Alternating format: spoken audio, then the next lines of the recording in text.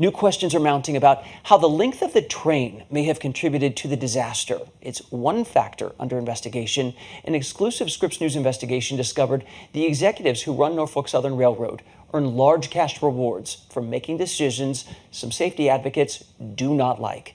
Senior national investigative correspondent Mark Greenblatt has been digging through the company's financials. Mark, what'd you find in there? Well, good evening, Chance. What we found is that those Norfolk Southern executives personally earned millions of dollars after making the company's trains longer, and also after hitting a controversial financial target that really may look good to Wall Street, but that has safety advocates concerned. The train that derailed just outside the small Ohio town of East Palestine stretched nearly 2 miles long.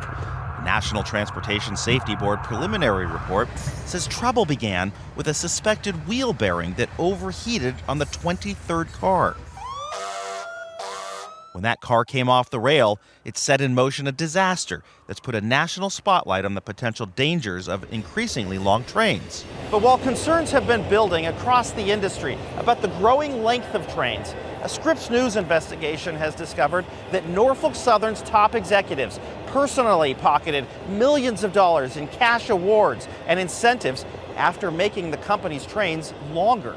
And after hitting a controversial financial target that critics from within the industry say pressures executives to cut costs, often at the expense of safety. In its 2019 annual report, Norfolk Southern told shareholders that it had launched a major overhaul in its operations, saying it had begun running fewer, heavier trains. That same year, Securities and Exchange Commission documents Scripps News examined show Norfolk Southern began to make big changes in how top executives could qualify for large cash awards, tying more of those payouts to a number known on Wall Street as the operating ratio. What is an operating ratio? It's the ratio of operating costs divided by operating revenues. Railroads are seeking to have that number be the smallest number possible. You want to squeeze the costs and increase the revenues. So you taught the military how to do trains? Yes. Stephen Dittmeyer is the former Director of Research and Development at the Federal Railroad Administration. This sharp emphasis on operating ratio and how that's driving behavior on railroads is a severe disappointment to me.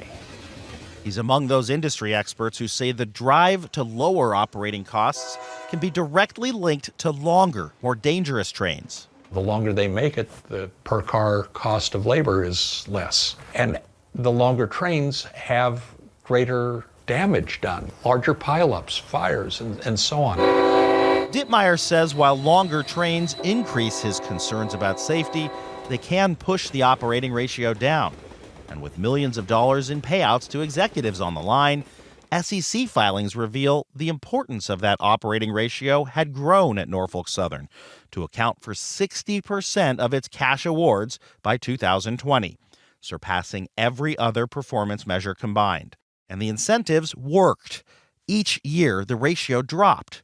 In 2021, when Norfolk Southern hit a record low operating ratio, it helped then CEO James Squires land nearly $3.5 million in cash, almost 3 times what he'd earned the year before. At least 4 other executives got more than $1 million each, including Norfolk Southern's current chief executive officer, Alan Shaw, who was executive vice president at the time. All right, so it did bump up. Here we go. We show Jared Cassidy, the safety director of the nation's largest railroad, how under Norfolk Southern's rules, driving down the operating ratio by just a fraction of a percent could lead to huge cash payouts. Look at the difference in payout of what the incentive can be just by pushing it a little bit further. You're showing me numbers that I've not seen, and it really is disgusting. I mean, what that tells me is the railroads are going to keep flirting with danger, keep flirting with disaster, as long as people are getting rich. Cassidy says the families in East Palestine are paying the price, and he believes more communities are at risk. You have these executives that are getting rewarded, and so the instructions keep coming down no matter what happens. I want more, I want more, I want more, and that's why you see the railroads saying that the train length is going to continue to grow no matter what.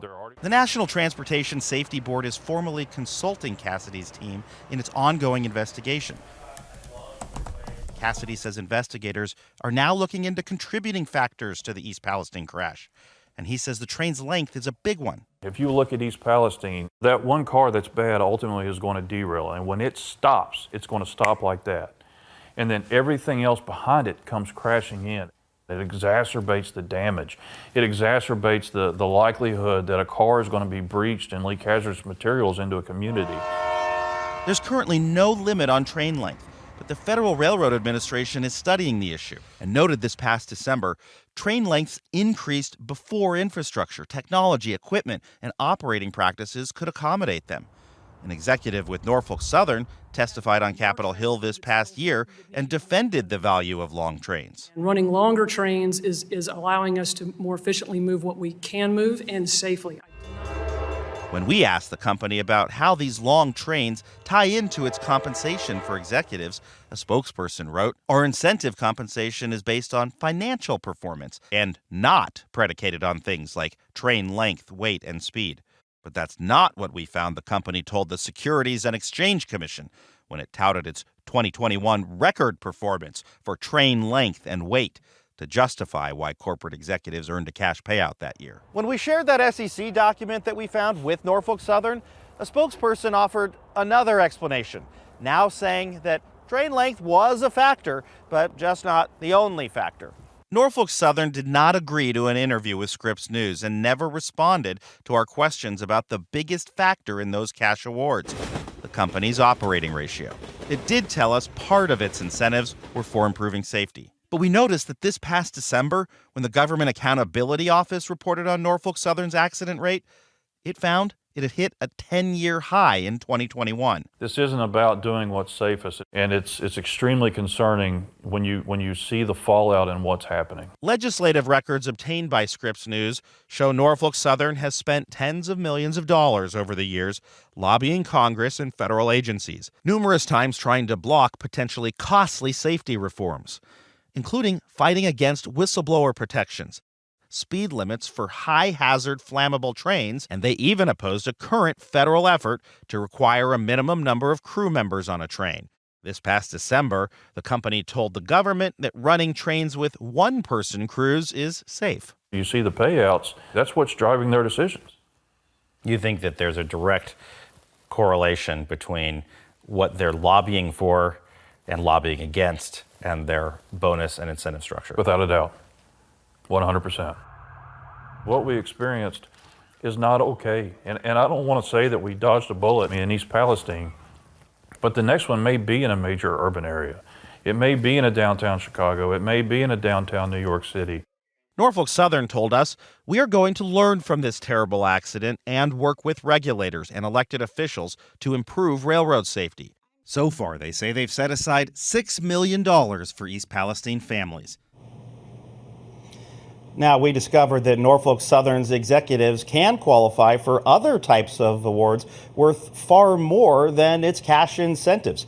And in 2021, after the company performed what it called at a record level with respect to total shareholder return, its then CEO got $8.5 million in stocks and in options. That's on top of his cash award, bringing his total compensation chance to $14 million plus for that year.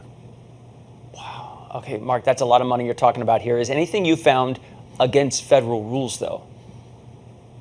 This is really important. No, just to say that out loud, but what's really at the heart of the tension here is that companies can give incentives for whatever they want in order to incentivize whatever kind of behavior they want. But safety advocates are saying that the kind of metrics that this company chose ended up incentivizing the kind of behavior that's gotten some trouble to happen. And that's the rub.